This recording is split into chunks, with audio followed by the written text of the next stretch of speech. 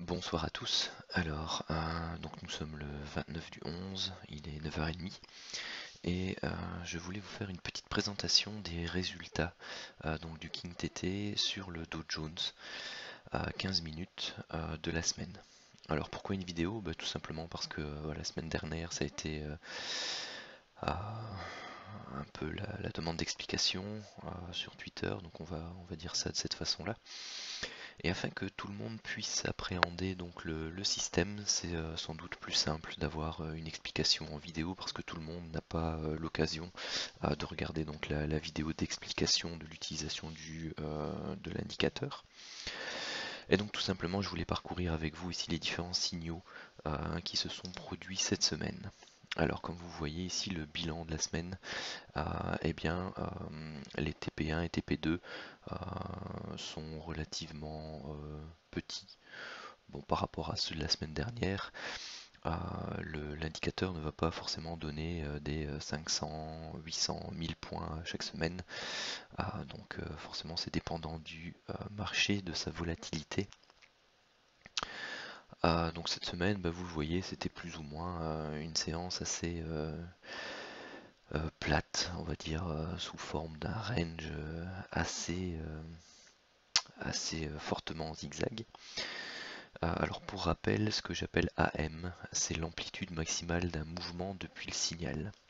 Alors si je prends le signal d'achat qui est ici par exemple, donc son open, enfin la prise de position possible qui est la zone de prix indiquée par l'indicateur qui est ici, donc qui se fait sur l'ouverture de cette bougie là, et bien son amplitude maximale, elle va de son ouverture potentielle jusqu'au point le plus haut qu'il y a eu avant que les prix ne retracent pour stopper le trade ABE. Donc pour l'instant ici ça n'a pas encore eu lieu.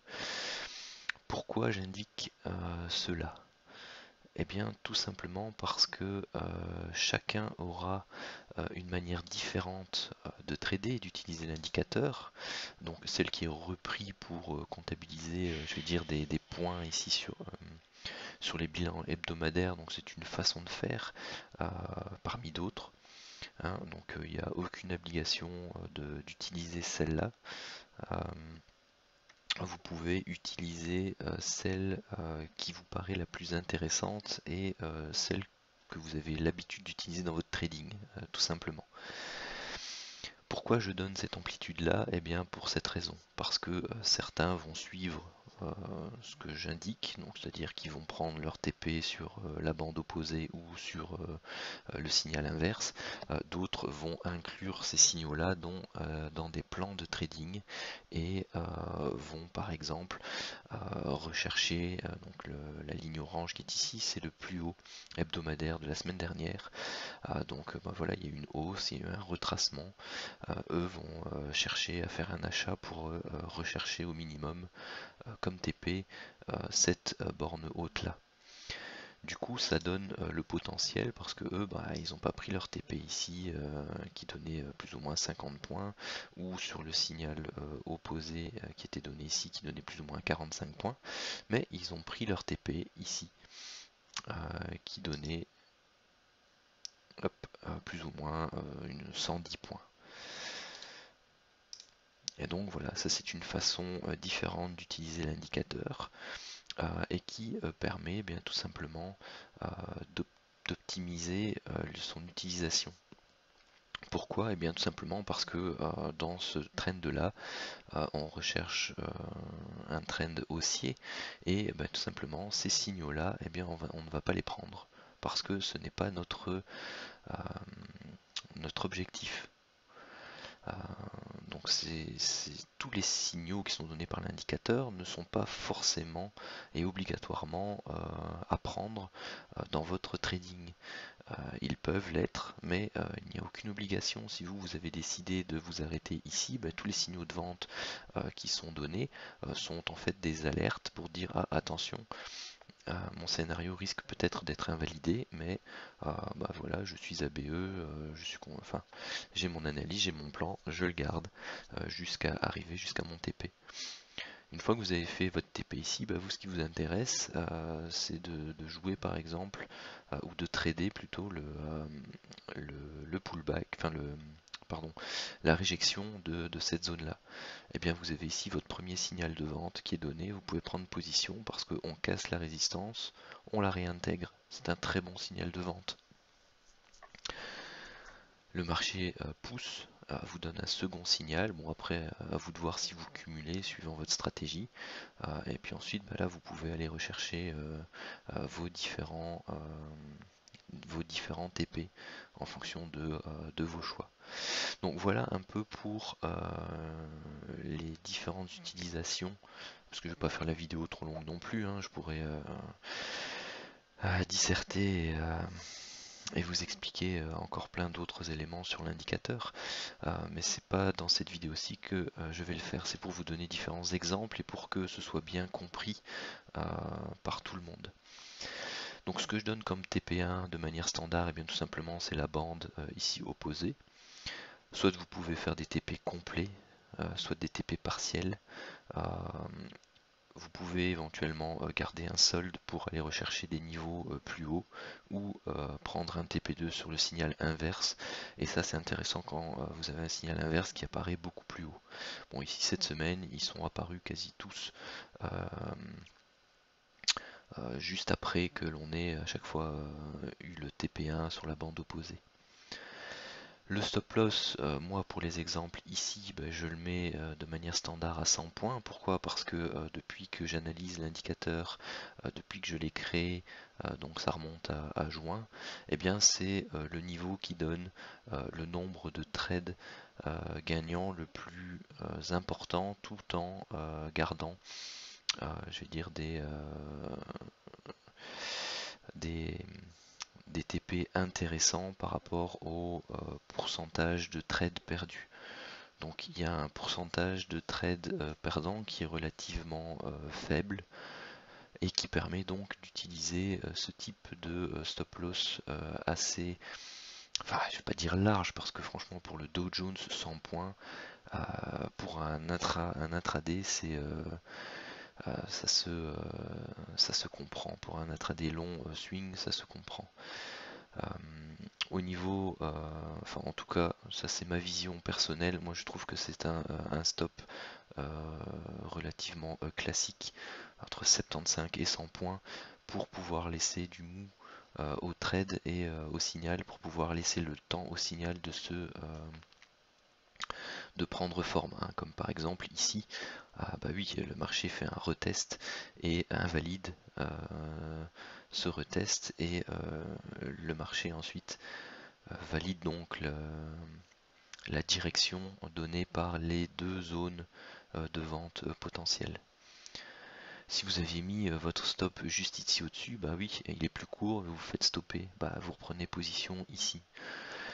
Après, ça se manage avec son money management. C'est sûr que si vous travaillez à 25 € le point, donc en contrat futur par exemple, oui, 100 points, c'est beaucoup. Si vous travaillez à 5 € le point, c'est déjà moins lourd, ou à 1 € le point, c'est déjà moins lourd. Ça peut rentrer dans un money management en fonction de votre compte. Tout ça, je vais dire, c'est au cas par cas, et c'est en fonction de votre money management, de votre compte. Donc l'indicateur ne s'utilise pas forcément de la même façon en fonction des personnes et de leur trading. Ensuite, moi je pratique une mise à BE, je le mets fixe ici à 35 points, mais ça peut varier, ça peut être entre 20 points et 50 points, ça dépend un peu la volatilité de l'indice. Donc quand il est fortement volatile, enfin quand il est fortement impulsif comme ici, sur ce trade là par exemple, 15-20 points, c'est une mise à BE qui est relativement correcte. Pourquoi? Parce que justement, comme on a ici une bande qui est quasi à la verticale, prendre ce signal de vente là, oui, forcément, il y a de forts risques pour que le marché continue à pousser vers le haut. Donc ce genre de signaux là, et je l'explique dans la vidéo d'explication d'utilisation de l'indicateur, ce sont des signaux à risque. Pourquoi? Parce que la tendance est fortement impulsive. Donc là vous avez un signal, mais qui a moins de probabilité de réussite que ce genre de signaux là par exemple, ou que ce genre de signal là. Pourquoi? Parce que celui-ci, il arrive sur la bande, non pas la bande, mais la ligne de tendance moyen-long terme. Bah oui, on a une réaction dessus, donc il y a plus de pourcentage de, statistiquement, plus de pourcentage de taux de réussite sur ce genre de trade. C'est pareil sur ceci. Pourquoi? Parce qu'on est sur une résistance importante qui est un ancien niveau hebdo de la semaine précédente. À nouveau, ici, vous travaillez la ligne de tendance moyen-long terme. Donc vous avez un signal qui est au niveau chandelier japonais aussi relativement intéressant. Vous avez un marteau 15 minutes suivi d'un marteau inversé, et tout ça avalé par une forte bougie haussière. Donc si vous regardez ici, vous avez une sorte de E, enfin pas une sorte, c'est une E, T, E, avec la ligne de coup qui est ici, qui est cassée et validée. Donc tout ça, ce sont des éléments que vous devez intégrer lorsque vous utilisez l'indicateur. C'est pas des signaux qui se prennent à l'aveugle, je le répète encore une fois. Il est d'autant plus efficace quand il est intégré dans une stratégie de trading, dans un money management adapté, et en tenant compte d'autres éléments. Ce n'est qu'un élément qui doit vous aider à choisir de entrer en position ou pas. Pour passer donc maintenant et terminer un peu la partie explication et théorie, donc voilà, celui-ci, comme je fixe à 35 points, celui-ci n'a pas donné 35 points, donc il n'aura pas été mis à BE. Donc ici on a un stop loss de 100 points.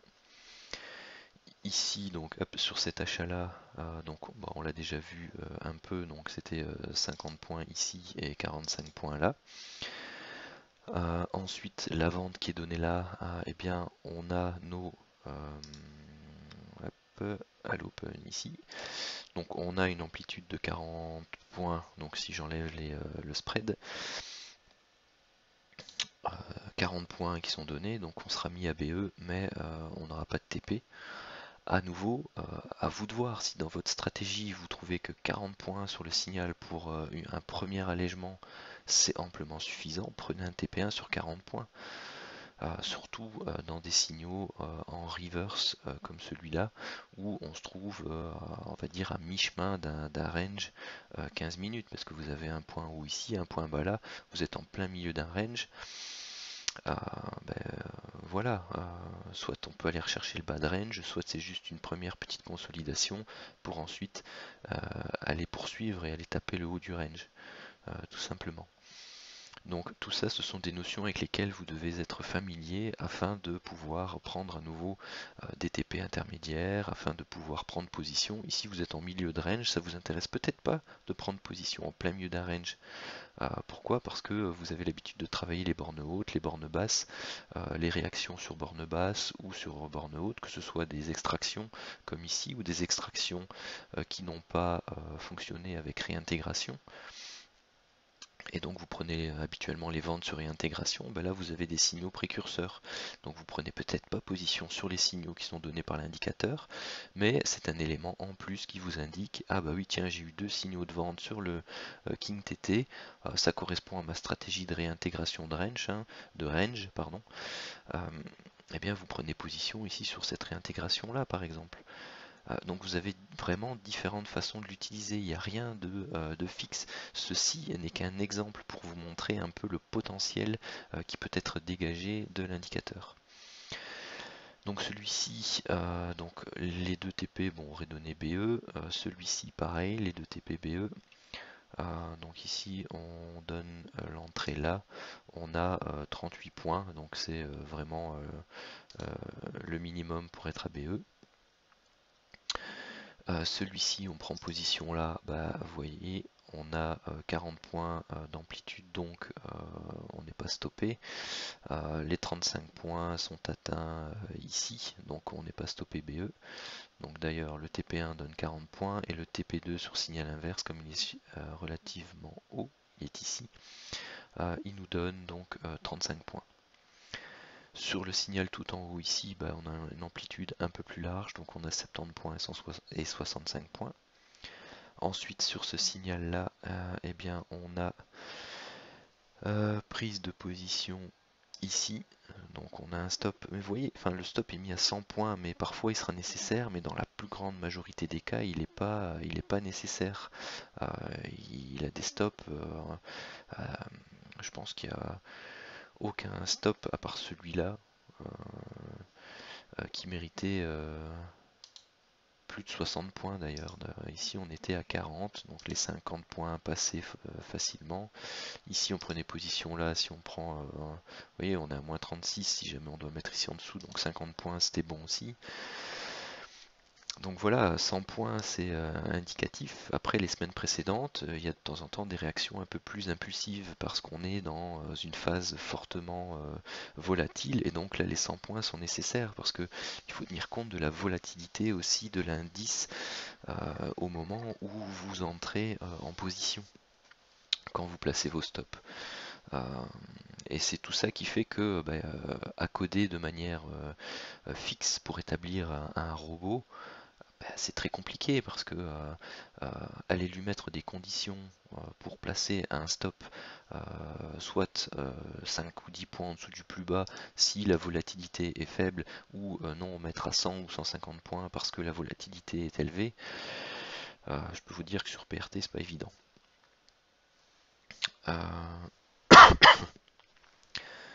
Ce trade là, eh bien ici hop, il donne 10 points sur TP1, il n'y a pas eu de de signal inverse sur TP2. Maintenant, bon voilà, ici vous voyez que vous avez une sorte de, à chaque fois je dis une sorte, mais c'est pas une sorte, c'est un double bottom décalé avec une ligne de coup ici.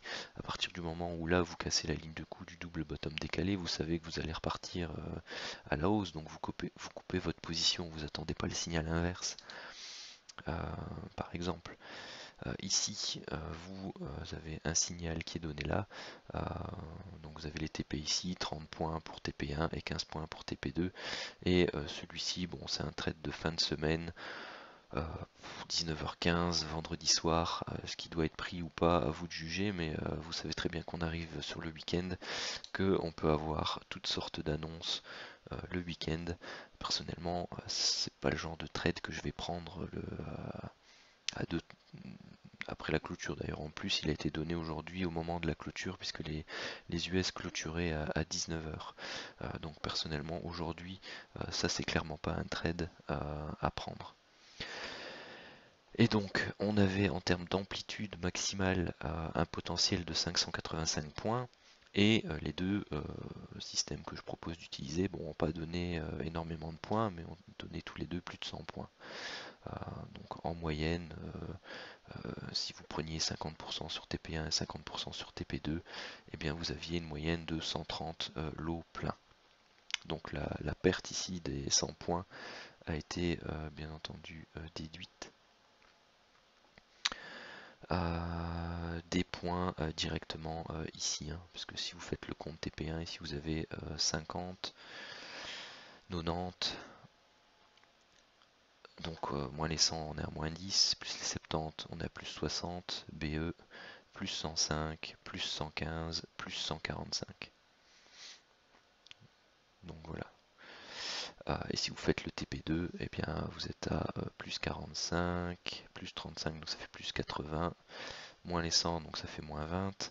Donc là ici on est à plus 45, plus 45, plus 100, plus 115.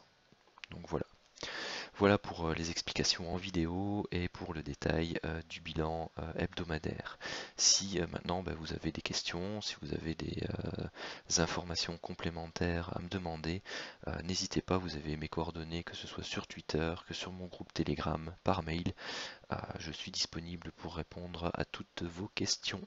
Je vous souhaite sur ce un excellent week-end.